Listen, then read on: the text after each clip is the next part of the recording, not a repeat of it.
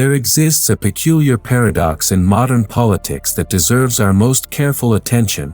The more intelligent someone appears in the abstract realm of ideas, the more likely they are to produce disastrous results when attempting to govern human affairs. This observation, which might seem counterintuitive to our education-obsessed age, strikes at the heart of a fundamental confusion about the nature of political activity itself. The brilliant economist who can model market behavior with mathematical precision often proves incapable of understanding why his elegant policies create economic chaos. The social scientist who can diagnose society's problems with academic rigor frequently implements solutions that make those very problems worse. The urban planner who designs theoretically perfect communities consistently creates environments where real people cannot flourish. This is not a failing of intelligence per se, but rather a category error about what kind of knowledge politics requires and what kind of activity governing actually is. What we witness is the systematic application of inappropriate methods to inherently practical problems, resulting in the peculiar spectacle of highly credentialed individuals creating disasters precisely because of, rather than despite, their intellectual sophistication. Chapter 1: The Rationalist Fallacy in Politics. What we witness in contemporary politics is the dominance of what I call the rationalist approach to human affairs, the belief that political problems are essentially technical puzzles awaiting solution by sufficiently clever minds armed with the right theories. This perspective treats politics as an applied science, where abstract principles can be systematically implemented to achieve predetermined outcomes. The rationalist politician approaches governance with the confidence of an engineer designing a bridge, believing that clear thinking and logical planning will inevitably produce desired results. But politics is not engineering, and human societies are not machines. They are complex, organic associations that have evolved over centuries through countless adaptations, compromises, and accumulated wisdom. The rationalist, however brilliant in his theoretical domain, fundamentally misunderstands this reality. He sees inefficiencies where tradition sees necessary accommodations. He perceives irrationality where experience recognizes the wisdom of inherited practices. He mistakes the apparent disorder of political life for actual dysfunction, failing to recognize that what appears chaotic from the outside often represents sophisticated order from within. Consider how often we witness highly credentialed individuals, armed with advanced degrees and impressive theoretical knowledge, implementing policies that common sense and local experience immediately recognize as misguided. The expert who has spent years studying poverty in academic settings designs welfare programs that destroy the very communities they claim to help. The education theorist creates curriculum reforms that leave children less capable of thinking clearly than before.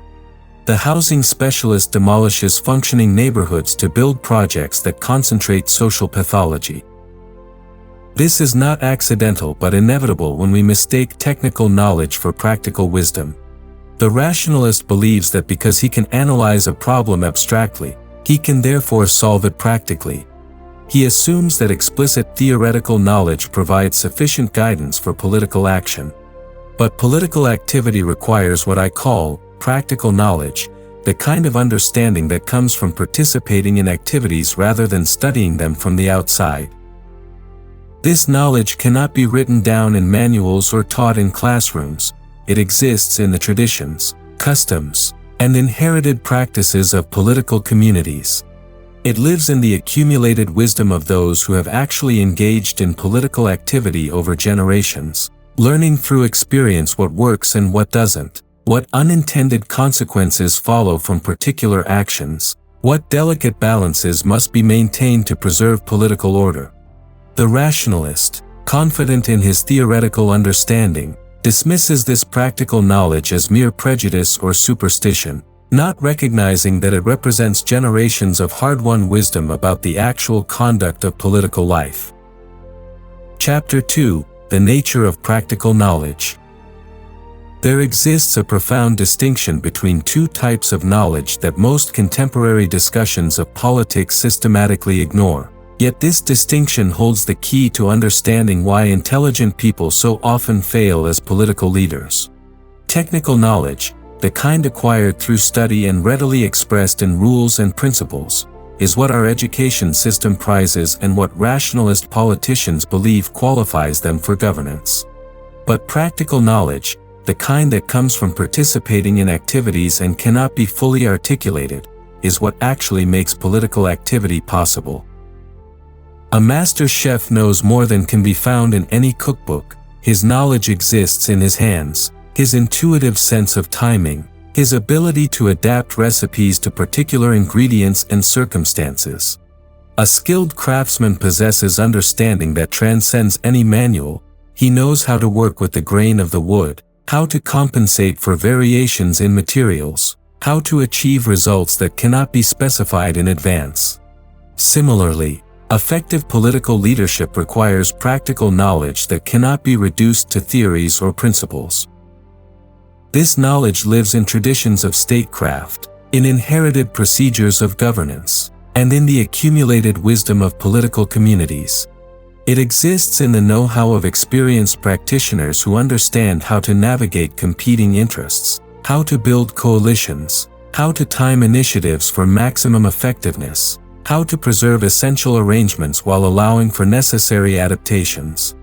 This understanding cannot be acquired through academic study alone because it is not primarily propositional but experiential. The tragedy of rationalist politics is that it systematically destroys practical knowledge while believing it is improving upon it. When smart people enter politics armed with abstract theories, they typically dismiss existing practices as backward or irrational. They cannot see the wisdom embedded in traditional procedures because such wisdom is not explicitly theoretical. It exists in the subtle accommodations that have evolved over time, in the unwritten understandings that make political cooperation possible, in the inherited conventions that allow diverse groups to live together peacefully. This explains why revolutionary intellectuals, however brilliant, so often create disasters when they gain power.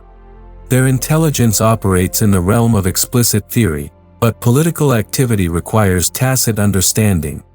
They can diagnose problems with analytical precision, but they lack the practical knowledge necessary to solve them without creating worse problems in the process.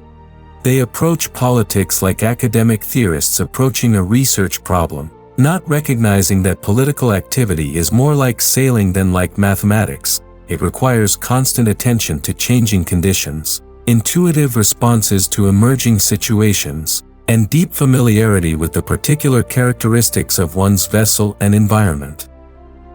The most effective political leaders have typically been those who, whatever their intellectual gifts, understood that politics is primarily a matter of practical art rather than applied science. They respected the wisdom of inherited practices while making necessary adaptations. They understood that political activity is more like sailing a boat in changing winds than like programming a computer to execute predetermined commands. They possessed what earlier generations called prudence, the practical wisdom that enables appropriate action in particular circumstances without the guidance of universal rules or comprehensive theories. Chapter 3: The Seduction of Systematic Solutions. I invite you to observe how consistently intelligent people approach political problems by seeking systematic, comprehensive solutions rather than partial, adaptive responses.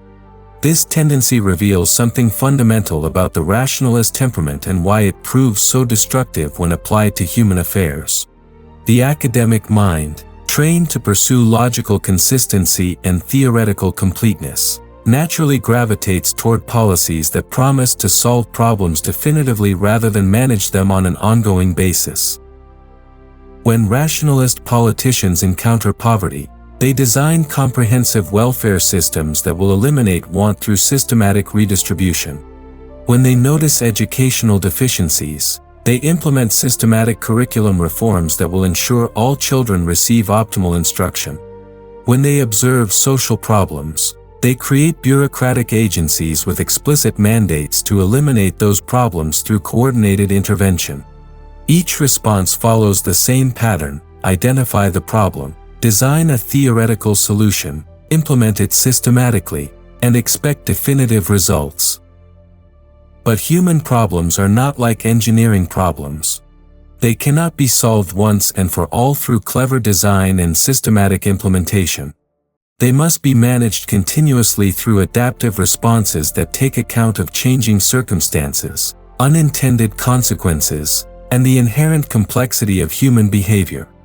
Political activity is not about implementing solutions but about maintaining conditions under which people can pursue their various purposes with minimal interference from others and maximum support from inherited institutions. The rationalist's pursuit of systematic solutions creates what I call the planning mentality, the belief that intelligent people can design better arrangements than those that have evolved through experience. This mentality has given us urban renewal projects that destroyed functioning neighborhoods in the name of rational design, educational reforms that left children less capable of learning while promising to improve their educational outcomes, and social programs that undermine the very communities they claim to help by replacing informal networks of mutual support with bureaucratic systems of case management. What makes this particularly tragic is that the failures of rationalist planning do not teach rationalists humility about their approach. Instead, they typically conclude that their plans were not comprehensive enough, not systematic enough, not implemented with sufficient determination. They respond to the failures of planning by calling for more planning, to the problems of systematic intervention by designing more systematic interventions. They cannot conceive that the problem lies not in the inadequacy of their particular plans but in the inappropriateness of the planning approach itself to the kind of problems they are trying to solve. This pattern reveals the seductive power of systematic thinking when applied to human affairs. The rationalist is attracted to comprehensive solutions because they satisfy his intellectual desire for completeness and logical consistency. He prefers policies that can be stated clearly, implemented uniformly, and evaluated against explicit criteria. But political wisdom recognizes that human affairs resist such systematization, that most political goods are achieved indirectly through the preservation and gradual improvement of inherited arrangements rather than through direct intervention guided by abstract theory. The wise political leader understands that his role is more like that of a gardener than an architect, cultivating conditions for growth rather than constructing predetermined structures. Chapter 4: Liberal Education versus Technical Training.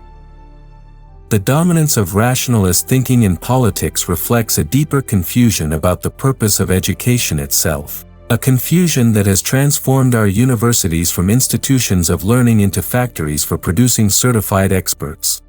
Our educational establishments have increasingly abandoned what I call liberal education, education that initiates students into the great conversation of human thought and experience, in favor of technical training that produces specialists equipped with explicit knowledge but lacking the practical wisdom necessary for thoughtful participation in human activities. Liberal education does not primarily aim to solve problems or achieve predetermined outcomes. Rather, it seeks to cultivate judgment, to develop the capacity for thoughtful participation in human activities, and to initiate students into inherited traditions of thought and practice. It recognizes that the most important aspects of human understanding cannot be reduced to information or techniques but exist in the quality of mind that comes from sustained engagement with the greatest achievements of human thought and imagination. Such education involves what I call conversation, not the exchange of information or the coordination of research projects, but the kind of dialogue in which participants are changed by their encounter with different perspectives and deeper understanding. In this conversation, students learn not just facts about the world but ways of thinking about experience, not just techniques for solving problems but wisdom for living thoughtfully in a complex world. Technical training, by contrast, focuses on equipping students with specific skills and explicit knowledge that can be immediately applied to practical problems. It produces experts who know a great deal about narrow domains but who lack the broader understanding necessary for wise action in complex situations. These experts naturally become rationalist politicians because their education has taught them to approach all problems as technical puzzles awaiting solution by the application of appropriate expertise. The result is that we increasingly entrust political authority to people who, however intelligent and well-trained in their specialties, fundamentally misunderstand the nature of political activity. They approach governance with the mindset of technicians rather than the wisdom of statesmen. They seek to apply their expertise rather than to cultivate the practical knowledge that effective political leadership requires. They mistake competence in their particular field for wisdom about human affairs in general. This educational failure explains much about contemporary political dysfunction. We have created a class of political leaders who are simultaneously highly educated and profoundly unprepared for the responsibilities they assume. They possess impressive credentials but lack practical wisdom. They can analyze problems with theoretical sophistication but cannot govern effectively because they mistake politics for applied expertise rather than practical art. True political education would cultivate what earlier generations called prudence or practical wisdom, the capacity to act appropriately in particular circumstances without the guidance of explicit rules or comprehensive theories. Such education would emphasize participation in inherited traditions of thought and practice rather than mastery of abstract techniques. It would seek to develop judgment rather than mere cleverness, wisdom rather than mere knowledge, understanding rather than mere information. Chapter 5: The Individual and the Community. I invite you to reflect on a fundamental paradox of rationalist politics that reveals much about why intelligent people so often produce destructive results when they attempt to govern human affairs. In the name of serving individuals, rationalist policies systematically undermine the conditions that make genuine individuality possible. The rationalist politician typically approaches policy by asking how intelligent design can improve outcomes for individuals considered as abstract units. But real individuals exist only within particular communities, traditions, and inherited ways of life that provide the context within which individual purposes can be meaningfully pursued. When rationalist planning disrupts these inherited contexts in the name of rational improvement, it often destroys the very foundations of individual flourishing. Urban renewal projects eliminate neighborhoods that provided community context for individual lives, replacing them with housing projects that isolate residents from the social networks that made meaningful individual life possible. Educational reforms disrupt traditions of learning that had successfully initiated generations into thoughtful participation in their culture, replacing them with systematic curricula that treat children as abstract learning units rather than particular persons embedded in specific communities. Social programs replace informal networks of mutual support with bureaucratic systems that treat individuals as cases rather than persons, destroying the relationships of reciprocity and responsibility that had previously enabled both individual development and community solidarity. In each case, the rationalist reformer believes he is liberating individuals from the constraints of traditional arrangements, not recognizing that he is actually destroying the conditions that make meaningful individual life possible. The rationalist makes the fundamental mistake of thinking that because he can conceive of individuals apart from their communities, such individuals actually exist in reality. But human beings are not abstract units who happen to live in proximity to one another. They are participants in ongoing traditions of thought and practice that provide the context within which individual purposes acquire meaning and direction. Remove people from these inherited contexts, and you do not liberate them, you impoverish them. True individuality emerges from thoughtful participation in inherited ways of life, not from liberation from such participation. The individual who has been initiated into the traditions of his community possesses resources for independent thought and action that the isolated individual lacks. He can draw upon accumulated wisdom while making his own contributions to ongoing conversations. He has access to inherited practices that enable meaningful activity and relationships that provide context for individual achievement. American political tradition, at its best, has understood this relationship between individual freedom and cultural inheritance. The founders designed institutions that would preserve inherited liberties while allowing for adaptation and development. They understood that political freedom requires not just negative liberty, freedom from interference, but positive liberty, freedom to participate meaningfully in self-government and inherited traditions of thought and practice. Contemporary rationalist politics threatens both forms of freedom by treating individuals as objects of policy rather than subjects of political activity, and by treating communities as obstacles to rational administration rather than as the necessary contexts for human flourishing.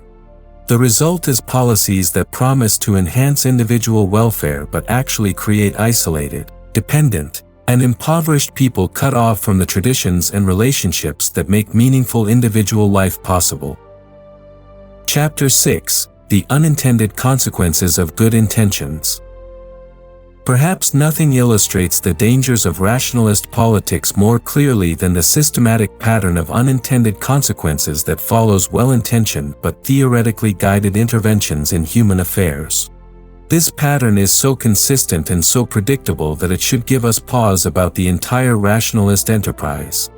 The rationalist politician, armed with good intentions and confident in his analytical abilities, implements policies designed to achieve worthy goals.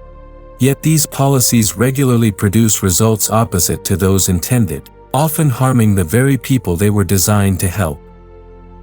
Consider the comprehensive history of urban planning in America over the past century.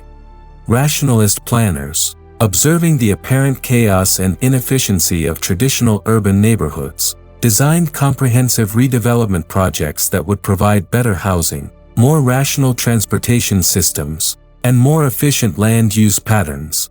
They saw crowded tenements and concluded that people needed more space. They saw mixed-use neighborhoods and concluded that activities should be rationally segregated. They saw irregular street patterns and concluded that rational geometric designs would improve traffic flow and public safety. Yet these projects consistently destroyed functioning communities, isolated residents from employment opportunities, separated children from educational resources, and created environments that fostered social pathology rather than community flourishing. The planners eliminated what they saw as urban problems, but in doing so destroyed the complex web of relationships and activities that had made urban life viable for millions of people. The planners were not stupid or malicious. They were intelligent people working with the best intentions, armed with the latest theories about optimal urban design. But they approached human communities as if they were machines that could be redesigned according to rational principles. They failed to understand that what appeared to them as chaos was actually complex order, the result of countless individual adaptations and accommodations that had evolved over time in response to particular local conditions and human needs. Similar patterns appear throughout the history of rationalist intervention in American life. Educational reforms designed to improve learning outcomes systematically undermine the conditions that make learning possible by disrupting inherited traditions of teaching and replacing them with systematic methods that treat children as abstract learning units rather than particular persons. Social programs intended to help the poor create dependency relationships that perpetuate poverty by destroying the informal networks of mutual support that had previously enabled people to help themselves and their neighbors. Regulations designed to protect consumers create barriers that benefit established businesses at the expense of competitive innovation, harming the very people they claim to protect. Healthcare reforms designed to improve access and reduce costs create bureaucratic systems that limit access and increase costs while degrading the quality of care. Environmental policies designed to protect natural resources create regulatory frameworks that prevent the kind of local adaptation and stewardship that had previously maintained environmental quality. These failures are not accidental but inevitable when we approach human affairs with the rationalist mindset. Complex social arrangements cannot be improved through comprehensive redesign because we cannot predict all the consequences of our interventions. Human behavior is too complex, social relationships too intricate, and unintended effects too numerous for rational planning to achieve its intended results. This does not mean that improvement is impossible, but rather that it must proceed through gradual adaptation rather than systematic reconstruction. Effective reform works with existing arrangements, making incremental adjustments based on experience rather than implementing comprehensive changes based on theory. It recognizes that most improvements in human affairs come about indirectly through the preservation and gradual refinement of inherited practices rather than through direct intervention guided by abstract principles. Chapter 7. Toward Political Wisdom. What, then, should we seek in political leadership if not the technical expertise that rationalist education provides? The answer lies in recovering an older understanding of political wisdom, the capacity to act appropriately in particular circumstances while maintaining respect for inherited traditions and awareness of human limitations. This wisdom cannot be acquired through academic study alone because it is not primarily theoretical but practical, not primarily individual but communal, not primarily innovative but conservative in the deepest sense of that term. Political wisdom begins with intellectual humility, recognition that human affairs are too complex for comprehensive understanding and that unintended consequences inevitably follow well-intentioned interventions. The wise political leader approaches governance not as an engineering problem to be solved but as an ongoing activity to be conducted thoughtfully and carefully. He understands that political activity is inherently limited in what it can achieve and that attempts to exceed these limits typically produce results opposite to those intended. Such leaders understand that political activity is primarily about maintaining conditions under which people can pursue their various purposes rather than about implementing systematic solutions to social problems. They recognize that most political goods are achieved indirectly through the preservation and gradual improvement of inherited institutions rather than through direct intervention guided by abstract theory. They appreciate that political order is a delicate achievement that can be easily disrupted but only slowly and carefully rebuilt. This approach requires what I call conservative disposition, not adherence to particular doctrines or policies, but rather a general preference for gradual change over revolutionary transformation, for adaptation over systematic reconstruction, for practical experience over theoretical innovation. It involves respect for inherited wisdom combined with willingness to make necessary adjustments based on changing circumstances.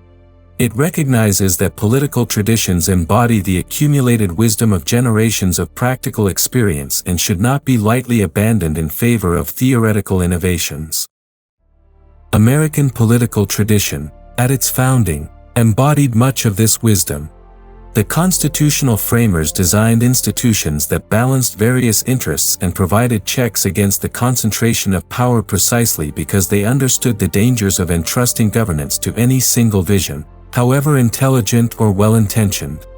They created a system that would work with human nature as it is rather than as theory suggests it should be. They built in protections against the kinds of systematic interventions that rationalist politics favors. Contemporary American politics suffers not from lack of intelligence but from excess of rationalist confidence. We need leaders who understand that political activity is more art than science, more craft than engineering, more practical than theoretical. We need education that cultivates practical wisdom rather than technical expertise.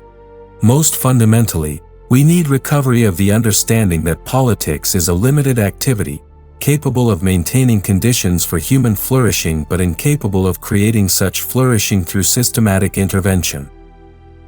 The paradox with which we began, that smart people often make poor politicians, dissolves when we understand that political excellence requires practical wisdom rather than analytical intelligence, and that such wisdom comes through participation in political traditions rather than through theoretical study of political problems. The challenge for our time is to recover this understanding and to cultivate the kind of education and political culture that would make such wisdom possible again. This requires not the abandonment of intelligence but its proper ordering, the subordination of technical knowledge to practical wisdom, of theoretical innovation to inherited experience, of systematic planning to adaptive response. Only through such recovery can we hope to restore the kind of political leadership that serves human flourishing rather than abstract ideals. Conclusion. The persistent failures of rationalist politics in our time should teach us humility about the limitations of intelligence when divorced from practical wisdom and respect for inherited traditions.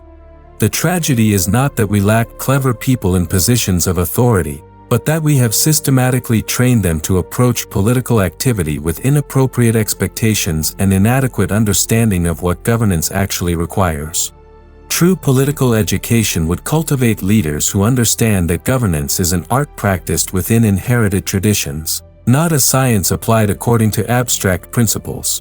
Such leaders would possess the intellectual humility to work with existing arrangements rather than the rationalist confidence to reconstruct them systematically. They would understand that political wisdom lies not in the brilliance of theoretical solutions but in the patient cultivation of practical judgment capable of navigating the permanent uncertainties of human affairs with respect for both individual dignity and community traditions.